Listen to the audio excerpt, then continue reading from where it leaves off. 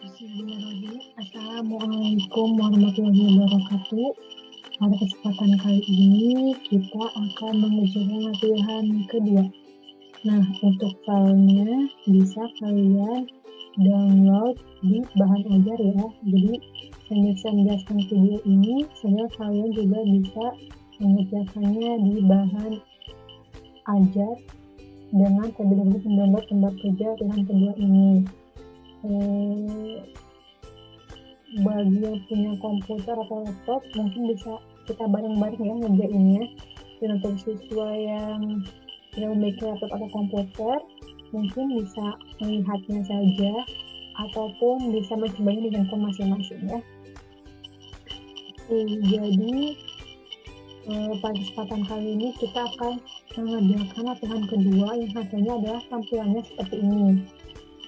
Jadi nanti di sini ada rumus-rumus penyelesaiannya. Ada rumus-rumus penyelesaiannya gitu ya. Tapi hasilnya seperti ini. Nah, ini dia. Ini yang akan kita kerjakan sehingga nanti hasil akhirnya adalah seperti sheet 1 ini. Langkah pertama adalah kita lihat dulu di sini cara penyelesaiannya. Di sini ada seperti petunjuknya yang saya warna dengan warna font warna merah gitu ya.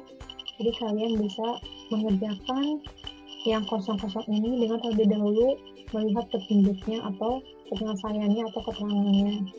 Nah, di bagian ini kan kosong. Bagian ini diisi dengan menggunakan rumus choose. Nah, pada sel 4 ya, di sini karena saya kan sel 4 karena saya meletakkannya itu di sel C4 yaitu kolom C dan row keempat seperti itu. Nah, untuk mengerjakan bagian ini kita menggunakan rumus choose, artinya memilih ya. Misalkan di situ kan kode 1 adalah keuangan, kode 2 adalah personalia, kode 3 adalah pemasaran. Nah, bagaimana caranya kita mengisi bagian ini dengan menggunakan rumus choose seperti itu. Oke, kita mulai ya. Sama dengan choose. Nah, ini sudah ada, kita klik choose. Kemudian kita pilih index number-nya. Index number-nya itu adalah B4. Kenapa B4? Karena di sini yang akan jadi patokan kita adalah kode B4. Jadi 1 itu keuangan, 2 personalia, 3 pemasaran. Nah, maka yang jadikan dasarnya adalah kode bagiannya seperti itu. Oke, kita klik B4. Pilih B4 gitu ya. Pilih B4, kemudian koma atau titik koma. Sesuaikan dengan komputer masing-masing. Nah, kita pilih nih. Jika dia diketik urutan pertama, maka keuangan. Jika diketik urutan kedua, maka personalia. Jika diketik urutan ketiga, maka pemasaran. Nah, maka urutan penulisan di kode ini harus sama dengan urutan yang di sininya. Misalkan, 1 itu kan keuangan ya, maka keuangan kita tulis yang pertama. Nah, penulisan yang di sini itu harus sama juga dengan tulisan yang di sininya. Oke, kita tulis keuangan, kemudian tanda kutip. Kenapa diberi tanda kutip? Ini untuk menandakan bahwa ini merupakan teks seperti itu, karena kalau kita pakai kutip nanti dia rumusnya nggak bisa jalan seperti itu. Jadi kita pakai tanda kutip. Urutan ke-1 adalah keuangan, urutan kedua adalah personalia, dan urutan ketiga adalah pemasaran. Nah, jadi urutan penulisannya di sini harus sama dengan urutan yang di sini. Jadi ini kalau 1 keuangan, 2 personalia, 3 pemasaran. Kalau misalnya ini diubah gitu ya, pemasarannya di sini, kemudian personalnya di sini, maka ini tuh berubah urutannya. itu keuangan kode 1, pemasaran jadinya kode 2. Harusnya ternyata adalah kodenya 3 kan. Nah, makanya ini tidak boleh salah, seperti ini urutannya harus sama.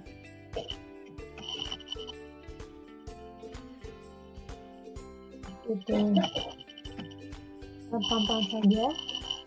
Nah, kalau sudah kita enter. Atau keuangan betul. Nah, di Excel itu ketika kita sudah mengetik rumus di baris pertama, ke bawahnya tidak usah kita ketik rumus lagi, cukup kita drag itu diklik tanpa dilepas, kita drag langsung berubah kan, 3 pemasaran benar ya, kemudian 2 benar ya personalia. Nah, seperti itu. Jelas ya. Nah, sekarang kita menghitung total jam lembur. Kita lihat di sini. Total jam lembur itu kita menggunakan rumus sum. Jadi sama dengan sum. Yang akan kita jumlahkan adalah total jam lemburnya. Maka kita blok dari E4 sampai E12.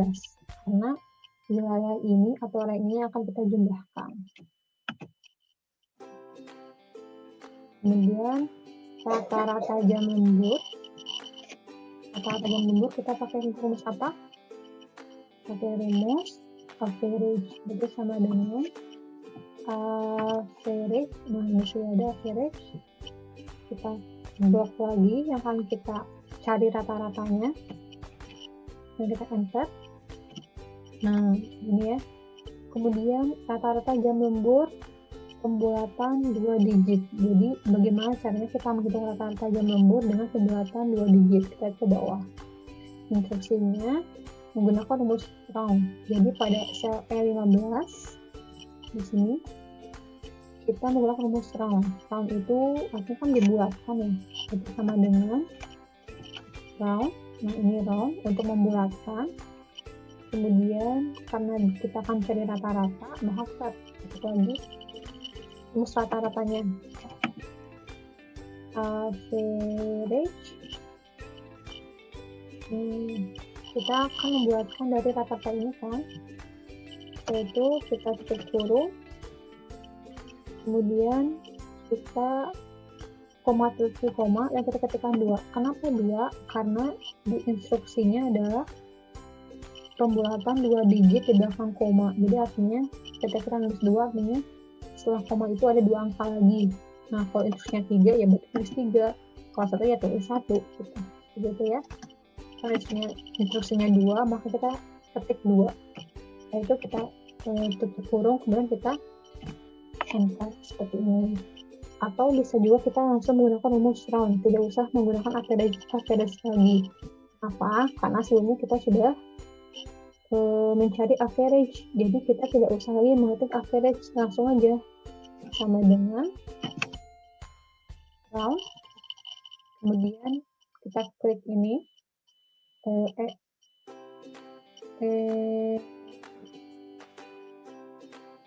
E14 ya, E14.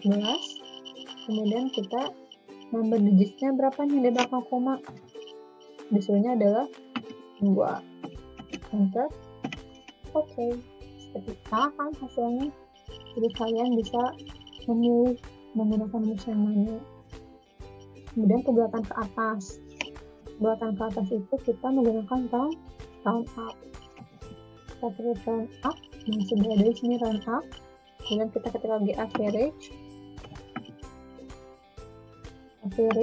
Kemudian kita blok yang akan kita rata-ratakan, enter. Nah, karena di sini tidak ada instruksi berapa di belakang koma, maka kita cukup ketikkan koma titik koma dan tidak ada diisi number digitnya, kosongkan saja, yaitu tutup kurung dan enter. Maka dia pembulatan ke atas. Atau seperti ini bisa juga langsung tidak perlu menceritakan ya, berarti kita tinggal langsung ketik saja round up, kita klik ini, ini Kasus ini, nah kemudian number digitnya kita kosongkan. Enter. Sama kan? Kalau pembuatan ke bawah berarti pakainya round down. Nah, menggunakan round down, kemudian average lagi. Nah, kemudian kita blok lagi yang akan kita cari, yang akan kita hitung rata-ratanya atau wilayah yang akan kita kerjakan gitu ya. Kemudian number digitnya seperti tadi ya, karena tidak disuruh ada angka di belakang koma, maka kita cukup ketikkan koma titik koma ini disesuaikan dengan komputer masing-masing ya. Kemudian tutup kurung. Nah, ke bawah kan, ke bawah jadi 28. Begitu ini sama. Jadi kita bisa langsung menggunakan round down, tidak usah mencari average lagi karena kita sudah mencari average-nya terlebih dahulu. Seperti itu. Seperti ini dan kita enter. Nah, untuk jumlah jam yang terkecil berarti menggunakan min. Kemudian yang akan kita cari ini ya, wilayah selnya kita blok karena kita akan mencari nilai terkecil dari jumlah jam kerja dari E4 sampai E12.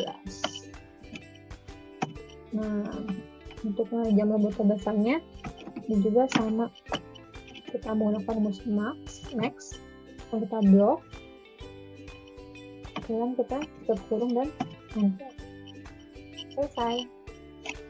Setelah itu di sini kita harus mencari berapa jumlah pegawai yang lembur di bagian keuangan dan personalia dan di bagian pemasaran. Nah, ini tuh tidak menghitungnya satu-satu ya, tidak menghitungnya 1, 2 dan seperti tidak. Tapi kita melakukan rumus. Kenapa melakukan rumus? Karena coba bayangkan ya, kalau misalnya datanya ribuan, ratusan ribu gitu ya, masa kita menghitung satu-satu? Kan tidak seperti itu kalau di Excel. Maka kita menggunakan rumus yang sesuai. Nah, di sini ada instruksinya. Untuk menghitung jumlah bagian keuangan yang lembut, maka kita menggunakan rumus count if. Kenapa count if? Nah, count if itu digunakan untuk menghitung jumlah kata yang memiliki kriteria. If itu kan jika ya. Jadi misalkan gini,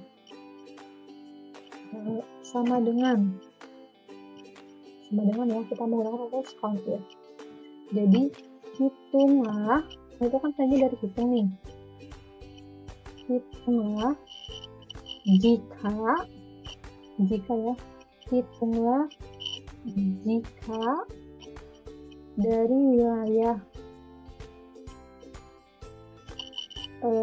C4 sampai C12. Jadi hitunglah dari wilayah C4 sampai C12. Kriterianya berapa? Berapa jumlah keuangan? Jadi, berapa jumlah kata-kata keuangan di antara C4 sampai C12? Seperti itu, jelas ya? Nah, karena kita sudah menulis sebelumnya di sini, maka kita tidak perlu menulis keuangan. Perlu menulis keuangan seperti ini. Nah, perlu menulis keuangan seperti ini karena sebelumnya kita sudah mengertikan jumlah kata-kata keuangan yang sangat persis dengan yang kita tulis di rumus ini. Nah, kita cukup mengklik saja kriterianya ini. Kriterianya adalah keuangan di G6 seperti itu. Kemudian kita enter. Kita tutup kurung, kemudian kita enter. Nah, keuangannya dan nggak ada 2 orang. Benar ya? Nah, keuangannya benar, ada 2 orang seperti itu. Nah, kemudian untuk ke bawahnya kita bisa langsung drag. Nah, kita bisa langsung drag, tapi nah, coba lihat. Nih, di sini tuh kan dia soalnya C4 sampai C12, benar ya? C4 sampai C12. Nah, ketika kita drag ke bawah, ternyata dia berubah, bukan C4 sampai C12, tapi dari C5 sampai C13. Artinya kan dia ketika di drag ke bawah itu taunya jadi ikutan ke bawah juga ya, jadi lebih satu gitu. Nah, gimana caranya supaya taunya itu tidak berubah-ubah ketika kita mendrag ke bawah, ketika rumusnya sama ya. Nah, berarti harus kita kunci si rumusnya itu.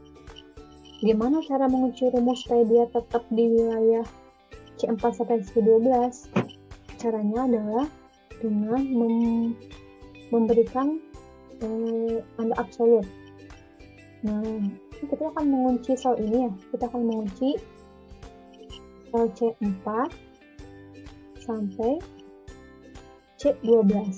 Nah, kita harus mengunci C4 sampai C12. Caranya adalah kita blok C4, kemudian kita tekan F4. Jadi di keyboard itu ada F4 kita tekan, atau bisa juga kita dengan memberikan tanda absolut, itu tanda dolar. Jadi di sini kita ketikkan tanda dolar seperti itu. Nah, ini artinya kita sudah mengunci C4. Kemudian C12-nya itu harus kita kunci, dia tidak ke bawah, dia tidak berubah. Kita kunci, kita blok, kita kunci, kita tekan F4. F4 itu kalau di keyboard komputer ya ada F1, F2, F3, F4. Nah, kalian tinggal ketik F4, kemudian langsung mengunci Enter. Untuk kriterianya, kenapa tidak kita kunci? Karena ketika kita akan mendrag ke bawah, kitanya kan berubah. Ada keuangan di G6, personalnya di G7, pemasaran di G8. Nah, agar ketika kita mendrag ke bawah dia tidak berubah, agar dia berubah, maka kita tidak menguncinya. Seperti itu. Kemudian sudah betul ya rumusnya, pastikan rumusnya sudah betul, dan kita tinggal drag ke bawah. Nah, seperti ini. Kita lihat di sini C4 C12 ya. Kita lihat untuk di personalia, benar nggak rumusnya? Benar kan? Kekunci. Nah, wilayahnya kita kunci nih. Kunci. Kemudian di pemasaran juga dia terkunci. Tuh. Tapi kriterianya yang berubah karena tadi mengikuti yang di sini. Untuk G6 berarti dia keuangan, G7 dia personalia, dan G8 dia adalah pemasaran. Begitupun sama untuk laki-laki. Untuk menghitung jumlah dan bobot jenis kelamin itu juga sama menggunakan count here. Berarti kita ketik sama dengan count here. Nah, untuk count here kayaknya yang mana nih? Kita blok adalah jenis kelamin kan. Set jenis kelamin kita blok. Jangan lupa beri tanda absolut. Kita ngetik F4. Nah, setelah kita memastikan ringnya kita kunci, kita tentukan kriterianya. Untuk kriterianya kita perhatikan.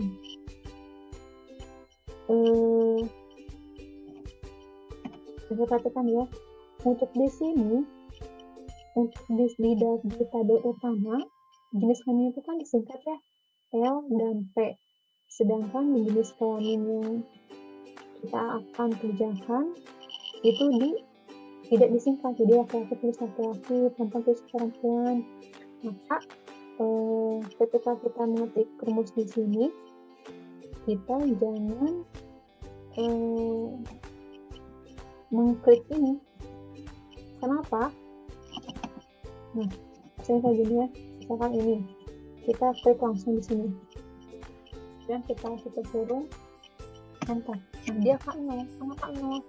Karena tulisan di sini dan di sini berbeda. Di sini itu L, bahkan di sini dipanjangkan laki-laki gitu. Sehingga kita jangan mengklik share ininya laki-laki di sini G12, tapi kita klik, kita ketik manual kata-kata di sini nih.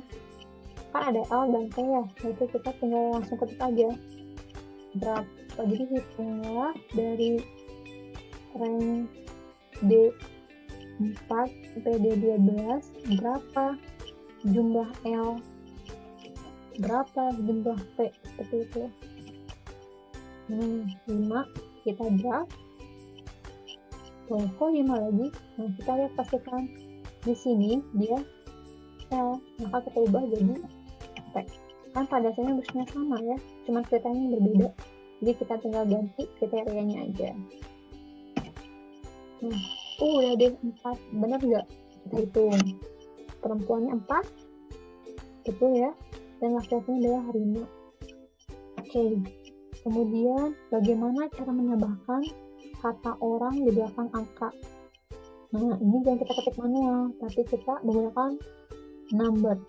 Jadi kita blok, kemudian kita klik number, kemudian kita pilih custom, kita pilih 0. Nah, di sini di type-nya kita tulis spasi, kemudian kita ketik kata orang, atau kita ketikkan katanya yang ingin kita tambahkan di belakang huruf, di belakang angka tersebut, seperti itu. Setelah itu kita tekan klik OK, dia berubah. Oke, setelah itu untuk menghitung jumlah jam lembur, ini kita menggunakan rumus sum. Tapi karena ada kriterianya, jadi misalkan keuangan berapa jumlah jam lemburnya, personalia berapa jumlah jam lemburnya, pemasaran berapa jumlah jam lemburnya, maka ketika kita akan menggunakan suatu data yang ada kriteria, kita gunakan rumus sum if. Nah, kita gunakan rumus sum if. Jadi jumlahkan jika keuangan saja, jumlahkan jika saya saja. Itu kan kriterianya ya, jadi if itu kriteria. Nah, misalnya di sini ya, sum, jumlahkan, ranknya berapa? Ranknya apa yang akan kita blok, yang akan kita jadikan patokan? Ranknya adalah kita blok dari keuangan sampai sini. Gitu. Karena kan yang kita jadikan dasar itu adalah bagiannya nih. Bagiannya akan kita jadikan dasar, kemudian yang akan kita jumlahkan adalah jam kerja di sini. Maka harus kita blok data ini karena kita butuh bagian sampai jumlah jam kerja. Setelah itu jangan lupa kita beri tanda absolut untuk ranknya. Kemudian kriterianya mana nih yang akan kita jadikan kriteria, yaitu yang tadi ini. Nah, kita jadikan kriteria adalah di bagiannya, jadi keuangan berapa jumlah jam lemburnya, kemudian personalia berapa jumlah jam lemburnya, dan sebagainya. Setelah itu, setelah kriterianya sudah kita tentukan, kita beri tanda titik atau titik koma, kemudian cari koma atau titik koma, kemudian kita mana nih nilainya akan kita jumlahkan. Yang akan kita jumlahkan itu adalah jumlah jam kerja kan, maka kita blok jumlah jam kerjanya. Jangan lupa beri tanda absolut. Jadi seperti ini rumusnya untuk menghitung jumlah jam kerja per bagian menggunakan rumus sum if.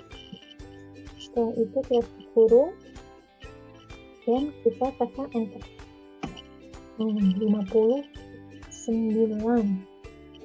dan kita blok, kita drag ke bawah. Nah, seperti ini. Kalau kalian ingin memastikan ya hitung aja sendiri manual seperti itu, tapi pada dasarnya kita melakukan rumus ya.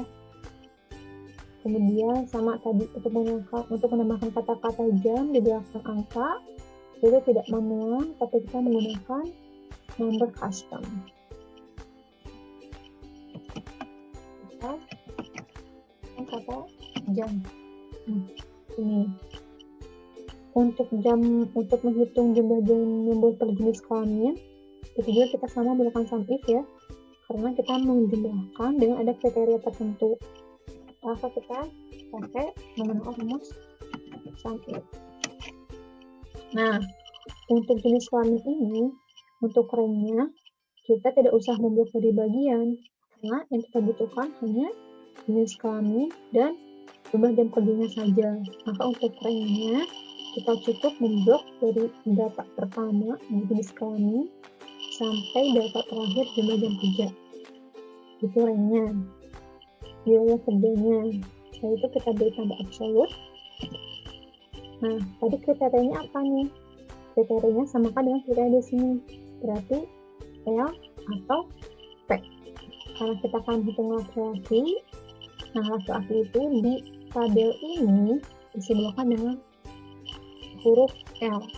Maka kriterianya kita ketikkan huruf L. Dan harus sama ya. Misalkan kalau di sini L-nya besar, maka di kriteria pun harus besar. Soalnya kalau kita tulis kecil kayak gini, dia nggak akan bisa kehitung gitu. Tidak akan akurat hitungannya, tidak sama lah. Jadi harus sama persis tulisannya. Jadi setelah itu kita beri tanda kutip. Kemudian kita setelah kita mengetikkan kriteria, kita beri tanda koma, kemudian kita pilih range yang akan kita jumlahkan. Itu range jumlah jam kerja dari E4 sampai E12. Jangan lupa kita ketikkan absolut. Setelah itu kita tutup kurung dan kita untuk perempuan, karena ininya sudah sama, pasti melakukan rumus itu juga, hanya dari kriterianya saja. Kalau laki-laki disebutkan dengan L kriterianya, kalau perempuan disebutkan dengan P, maka kita drag aja, kemudian di kriterianya kita tinggal ganti dengan P, dengan perempuan. Jadi enter, sudah selesai. Kita blok, kita tambahkan number untuk menambahkan kata jam di belakang. Nah, sudah selesai. Sekarang adalah menghitung berapa presentase jumlah pegawai keuangan yang lembur. Berapa presentasenya? Ini menggunakan rumus matematika. Jadi kan menghitung rumus matematika presentasi itu kan sama dengan nilai data dibagi jumlah data kan. Jadi nilai data dibagi jumlah keseluruhan data.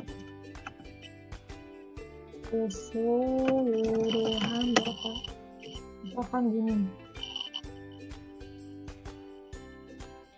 kita akan menghitung jumlah persentase ke pegawai keuangan yang lembur kan gini ya. Jadi sama dengan 2 dibagi gitu kan ya, kemudian dibagi dalam kurung 4 tambah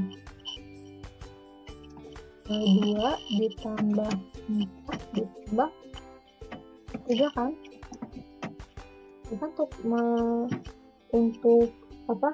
mencari presentase dari rata-rata. Setelah itu kita anggap, nah hasilnya adalah 0,22 kan. 0,22 kita buat presentasinya. Nah, kita tinggal tulis di sini aja presentase. Jadi 20%. Itu manualnya. Tapi kalau di Excel kita tidak mau manual, kita menggunakan rumus. Nah, cara menghitung presentase itu berarti sama dengan, kan kita kan yang pertama kita menghitung berapa sih persentase jumlah pegawai keuangan yang lembur? Maka kita ketik jumlah pegawai keuangannya, kemudian kita beri tanda bagi itu disebutkan dengan tanda garis miring ya, kemudian dibagi jumlah pegawai keseluruhan. Jumlah pegawai bukan rumus apa? Bukan rumus sum. Bagi sum dari H6 ya, di sini H6 sampai H8 seperti itu. Dan jangan lupa beri tanda absolut, kemudian kita kurung. Nah, sama kan 22%, ke bawahnya tinggal kita drag seperti itu. Yang lainnya juga sama seperti caranya, misalkan ini ya di bagian lemburnya berarti sama dengan J6 dibagi sum dalam kurung dibagi jumlah dari jumlah jam keseluruhan, kemudian kita pakai absolut enter seperti itu. Oke. Sama untuk ini juga menggunakan seperti itu caranya. Nah, demikian penjelasan untuk latihan kedua ini. Jadi silakan kalian download di bahan ajar worksheetnya atau sheetnya. Setelah itu kalian tonton videonya dan kita kerjakan bersama-sama. Jadi kalian mengerjakan di sheet yang sudah saya share, kemudian lihat videonya bagaimana cara mengerjakannya seperti itu. Ini jangan lupa ya dikerjakan sampai tuntas sehingga hasilnya adalah seperti ini. Oke, terima kasih semuanya. Sampai ketemu di materi berikutnya. Assalamualaikum warahmatullahi wabarakatuh.